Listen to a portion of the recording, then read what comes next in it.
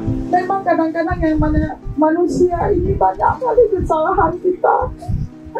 Banyak sekali kesalahan kita kepada pemimpin kita. Kadang sadar atau tidak. Ya Rabbi, ke kamu negeri bersabar, bertabah hati, kendak Tuhan. Kamboja putih berseri, putihnya melur di ujung dahan. Atas kerjasama dan bantuan yang telah diberi, puji syukur dan terima kasih yang bisa saya ucapkan. Gadis cantik berkerudung putih pergi ke sungai untuk mandi. Janganlah sampai hati bersedih, walau perpisahan besok akan terjadi.